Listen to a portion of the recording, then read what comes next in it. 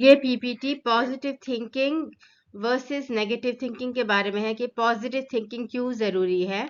हर किसी के लाइफ में प्रॉब्लम्स आते हैं, आपको प्रॉब्लम्स के बारे में सोचना अलाउड है, मगर आपका फोकस, इनर फोकस पॉजिटिविटी पे होना चाहिए या डिटैचमेंट पे होना चाहिए। अगर आपका इनर फोकस पॉजिटिविटी और डिटैचमेंट में होगा तो आपकी लाइफ में मिरेकल्स आ सकते हैं, ज़्यादा हैप्पीनेस आ जाएगी, प्रॉब्लम सडनली सॉल्व हो जाएंगे, क्योंकि वाइब्रेशंस ऑटोमेटिकली मूव करते हैं फोकस के हिसाब से, और जहां आपका फोकस होगा उसी तरह आपके वाइब्रेशंस मूव करेंगे, आपकी ऊर्जा मूव करेगी। तो ऊर्जा मूव करती है आपकी सांस के थ्रू और आपके हार्मोन्स के थ्रू, फीलिंग्स के थ्रू आती है ऊर्जा। आपके वाइब्रेशंस आपकी थिंकिंग का एक पार्ट है, आपकी फीलिंग्स का एक पार्ट है। जब भी आप खुश होते हो तो आप एक कंपन महसूस करते हो, अगर आप ज़्यादा खुश होते हो तो आप 10 कंपन महसूस करते हो। तो ये जो ऊर्जा है, ये अलाइव ऊर्जा, ये आपके अपने बॉडी की ऊर्जा है, और ये एनर्जी अपने आप मूव करती है और मल्टीप्लाई होती रहती है। जैसे एक बीज बोते हैं तो वो मल्टीप्लाई होता रहता है, इसी तरह ये ऊर्जा मल्टीप्लाई होती रहती है और आपकी लाइफ में और सेम तरह की ऊर्जा आती रहती है। तो अगर आपका फोकस पॉजिटिव है और खुशी पर है तो आगे लाइफ में खुशी आती रहेगी। अगर आप हर चीज में गलतियां निकालते रहोगे तो आगे लाइफ में प्रॉब्लम्स आती रहेंगी, या फिर आप हमेशा ही ना खुश रहोगे, हमेशा ही सैड रहोगे और सिकनेस बॉडी में आएगी। तो वाइब्रेशंस को छोड़ना नहीं चाहिए एक्सटर्नल सर्कमस्टांसिस पे, कि यहाँ बाहर इतना खराब है इसलिए मैं इतना गुस्सा हूँ, ऐसा नहीं होता है। आपको अंदर ये ऐसे सोचना होता है कि मैं अंदर खुश हूँ और मैं बाहर पॉजिटिविटी देख पा रहा हूँ। कंट्रोल इनसाइड आउट होता है, आउटसाइड इन नहीं होता है। पॉजिटिविटी थिंकिंग में होती है, फीलिंग्स थिंकिंग में होती हैं, वाइब्रेशंस फीलिंग्स में होते हैं। अगर आप कुछ महसूस नहीं कर पाते, इसका मतलब आप डिप्रेस्ड हैं अंदर से और आपको क्लेंजिंग की जरूरत होती है। अगर आप अलाउ करते हैं डिप्रेशन को टेक ओवर करना तो परफॉर्मेंस खत्म हो जाता है, आपको किसी से मिलने का मन नहीं करता, आप कमरे में बंद रहते हैं या फिर अपनी लाइफ में बहुत मायूस रहते हैं। सो लाइफ ऑटोमेटिकली हैप्पी नहीं होती है, आपको कोशिश करनी पड़ती है। जैसे आप माउंटेन चढ़ रहे हैं तो आपको कोशिश करनी है कि आपको ऊपर कैलाश पे पहुंचना है, एवरेस्ट पे पहुंचना है। इसी तरह आपको कोशिश करनी होती है कि आपकी हैप्पीनेस बढ़े। हैप्पीनेस ऑटोमेटिकली नहीं बढ़ेगी, क्लेंजिंग के थ्रू बढ़ेगी। जब आपके अंदर इनर लाइट, आपके अंदर एक आत्मा होती है, एक ज्योत होती है, उस ज्योत को पूरे बॉडी में फैलाने के लिए आपको क्लेंजिंग की जरूरत पड़ती है। अगर आप क्लेंजिंग नहीं करोगे तो वो ऐसा होगा कि वो ज्योत दब जाएगी।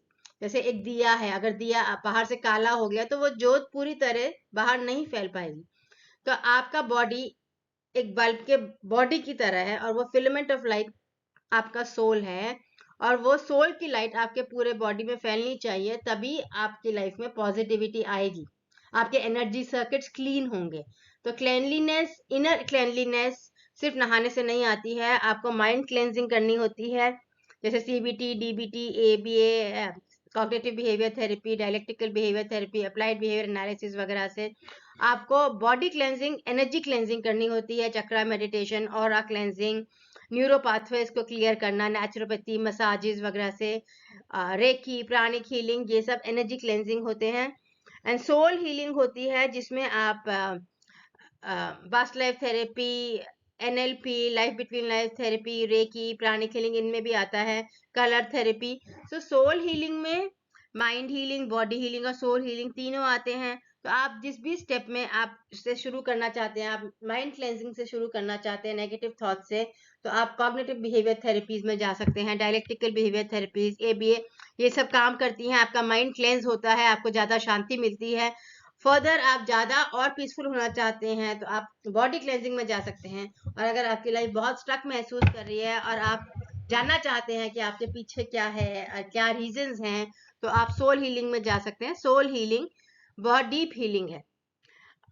और हाँ, मैं सोल हीलिंग करती हूँ, जिससे पास्ट लाइफ थेरेपी सेशंस 3 से 5 घंटे के सेशंस करती हूँ मैं, जिससे कि माइंड, बॉडी, सोल हीलिंग तीनों होती है। पर इसके बाद भी आपको कंटिन्यूसली मेंटेन करना पड़ता है through meditation and naturopathy etcetera, chakra meditation, so that mind automatically positive तरफ बढ़े। एक दिन जिम जाने से नहीं होता है, आपको एक्सरसाइज मेंटेन करनी पड़ती है, पॉजिटिविटी फोर्स करनी पड़ती है, जैसे एक्सरसाइज की तरह आप फोर्स करते हैं।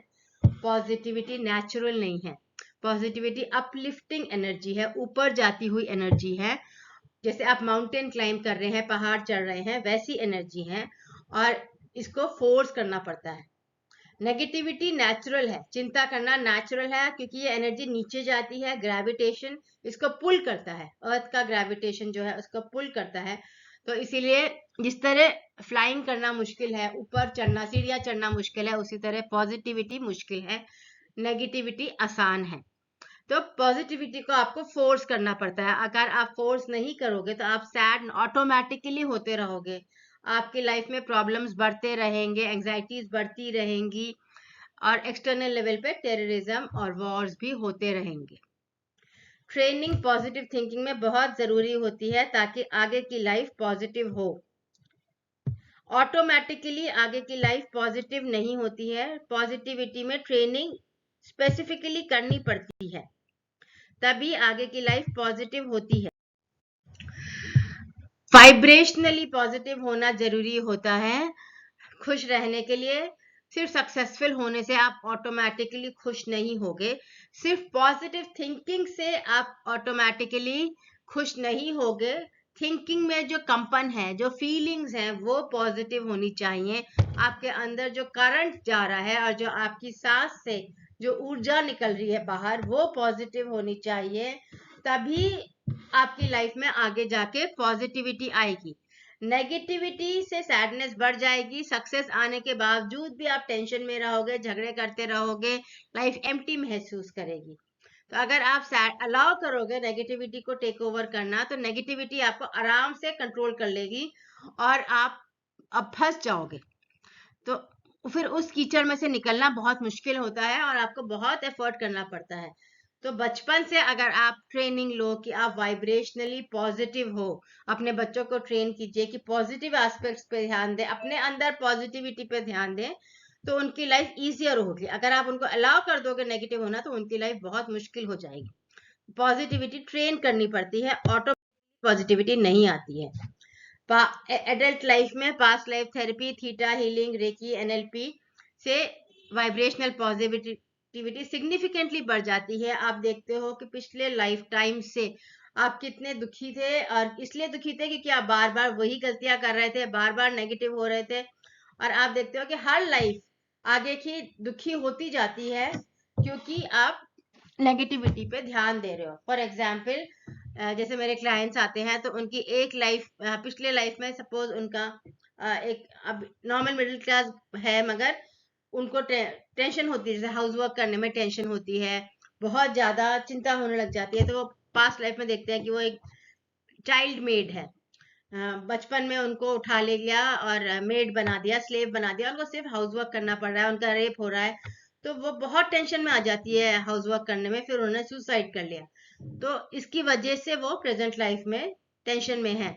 उसके पहले की लाइफ फिर हम देखते हैं कि उसके पहले की लाइफ में भी उनका शादी होती है, फिर वो शादी टूट जाती है, साथ नहीं रह पाते हैं, लाइफ में प्रॉब्लम्स आ जाती हैं, इकोनॉमिक प्रॉब्लम्स आ जाती हैं, और इसीलिए वो साथ नहीं रह पाते हैं। तो फिर हमने ओरिजिनल लाइफ देखी कि क्यों ये कंटिन्यूअसली ऐसे प्रॉब्लम्स आ रहे हैं।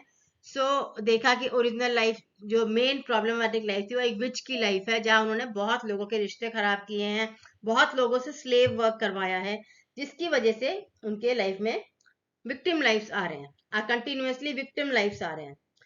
फिर हमें वो लाइफ रिस्क्रिप्ट करनी पड़ती है सोल हीलिंग करके, कि उस इंसान के अंदर से ही बुराई करने की इच्छा खत्म हो जाए, क्योंकि 700-800 साल पहले आपकी ये लाइफ है और 800 साल से आप कंटिन्यूअसली ऐसे लाइफ जी रहे हैं जहां आप हमेशा विक्टिम हैं, चाहे आप या प्रोस्टिट्यूट हैं, या आप एक्ट्रेस हैं, या आप टीचर हैं, तो आप कंटिन्यूअसली विक्टिम लाइफ जी रहे हैं, क्योंकि एक विच लाइफ में आपने बहुत लोगों के रिलेशंस खराब किए हैं। तो फिर उस लाइफ को हील करके रीस्क्रिप्ट करना होता है, ताकि उस लाइफ में आप पॉजिटिव हो जाएं, और फिर आगे की लाइफ ऑटोमेटिकली आप पॉजिटिव रीस्क्रिप्ट कर पाते हैं, और फिर प्रेजेंट लाइफ में टेंशन पहले से बहुत कम हो जाती है, और प्रेजेंट लाइफ का आप फ्यूचर पॉजिटिव क्रिएट कर पाते हैं। पास्ट लाइफ थेरेपी में आप देखते हो कि किस तरह एक एक लाइफ जहां बहुत सक्सेसफुल या बहुत नेगेटिवली पावरफुल थे, उसकी वजह से आगे कितने लाइफ खराब हो जाते हैं। तो ये जब हम ये करते हैं तो उससे वाइब्रेशनल पॉजिटिविटी बहुत बढ़ जाती है। So thank you. जितना आप पॉजिटिव फील करेंगे उतना आप ब्लेस्ड फील करेंगे। अगर आप खुश रहेंगे तो आप भगवान की एनर्जी भी रिसीव करेंगे। अगर आप दुखी रहेंगे तो आप भगवान से भी डिस्कनेक्ट हो जाएंगे, क्योंकि भगवान हमेशा पॉजिटिव होते हैं। Thank you.